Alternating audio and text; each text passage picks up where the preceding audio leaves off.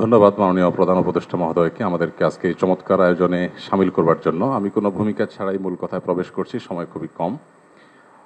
আমাদের এই ছোট্ট এবং ক্ষুদ্র বাংলাদেশে ছোট বড় অনেক সমস্যাই আমাদের আছে। আমাদের এখানে গ্রাম থেকে শহরে ভাই ভাইয়ে যে কলহ হয়, কোন্দল হয়, সেটা পৃথিবীর অনেক দেশে কিন্তু হয় না। এই বাস্তবতাকে আমরা মনে হয় কেউই অস্বীকার করতে পারবো না। আমাদের এখানে যে রাজনৈতিক কোন্দল হয়ে আসছে 50 বছর ধরে, পৃথিবীর অনেক দেশেই কিন্তু সেটি হয় না।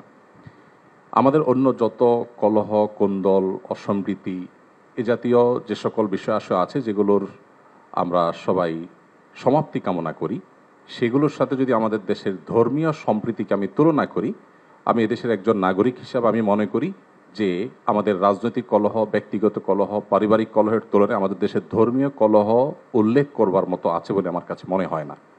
অবশ্য এটি আমার মনে হওয়া না হওয়াতে কিছু আসে যায় না।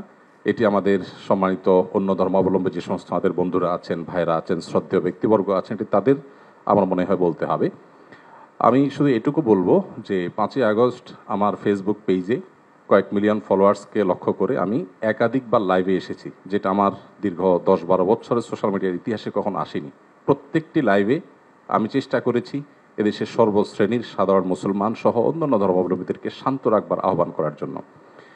চট্টগ্রামে যখন আইনজীবী আলিফ হত্যাকাণ্ড ঘটল, সাথে সাথে আমি আমার দায়িত্ব থেকে নিজে এবং অন্যান্য আলেম ওলামাদের সাথে কথা বলেছি। আমি যতটুকু জানি এখানে অনেক সিনিয়র ব্যক্তিবর্গ আছেন, ওলামা একরাম আছেন। এদেশে ওলামা একরাম সবসময় সম্প্রীতি এবং শান্তি বজায় রাখার জন্য তারা কাজ করে চলেছেন। এবং আমার জানা মতে ওলামা একরাম রিনাউন্ড কোনো আলেম কখনো অন্য ধর্মাবলম্বীদের কোনো প্রকার শান্তি বিঘ্ন সৃষ্টি করার মতো কোনো কাজ, কোনো আহ্বান, কোনো উদ্যোগ তারা কখনো নিয়েছেন বলে আমার জানা নেই। পৃথিবীর অনেক দেশে যারা আমাদেরকে সকাল বিকাল নসিহত করেন, আমি তাদের প্রতি শ্রদ্ধা রেখে বলছি, সেখানে যেরকম আমরা দেখি দলে দলে মানুষ গিয়ে বিভিন্ন ধর্মাবলম্বীদের উপাসনালয়ে হামলা করে, আমাদের দেশে বিচ্ছিন্ন ঘটনা ঘটে না আমি তা বলবো না, তবে রিনাউন্ড ওলামা একরাম অত্যন্ত দায়িত্বশীল এবং দায়িত্বশীলতার পরিচয় তারা দিয়ে থাকেন। আমার মনে হয় এই জিনিসটা আমাদের অব্যাহত গতিতে এগিয়ে নিয়ে যেতে হবে। আমি আমাদের অন্য ধর্মাবলম্বী যে বন্ধুরা আছেন, ভাইরা আছেন, তাদেরকে বলবো প্রপাগান্ডায় আমরা যেন কোনোভাবে কান না দেই। আপনারা যদি কখনো সমস্যা বোধ করেন, আমি ব্যক্তিগতভাবে বলতে পারি আমার কথা। 5ই আগস্টে একটি হিন্দু পরিবার একজন মেজরের মাধ্যমে আমার সাথে যোগাযোগ করেছিলেন। আমি আমার সাধ্য অনুযায়ী তাদের নিরাপত্তার জন্য আমাদের যে সমস্ত ভাই বন্ধু আছে তাদের দিয়ে খুলনার একটি জায়গায় আমি ব্যবস্থা করেছি।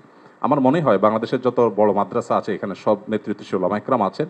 আপনারা যদি কখনো কোনো মাদ্রাসায় গিয়ে বলেন যে আমাদের নিরাপত্তা বোধহয় আমরা ভয়ের মধ্যে আছি, নিরাপত্তাজনিত শঙ্কায় আছি, আমার মনে হয় আমাদের আইনশৃঙ্খলা রক্ষাকারী বাহিনী যেরকম আপনাদের পাশে দাঁড়াবে, ওলামা একরাম তাতে ন্যূনতম কার্পণ্য করবে না। যেভাবে পুজোর সময় মাদ্রাসার ছেলেরা মন্দিরগুলোকে পাহারা দিয়েছে, আমার মনে হয় পৃথিবীতে এটা বিরল একটা দৃষ্টান্ত এবং এটি কিন্তু আমাদেরকে আশা জাগায়।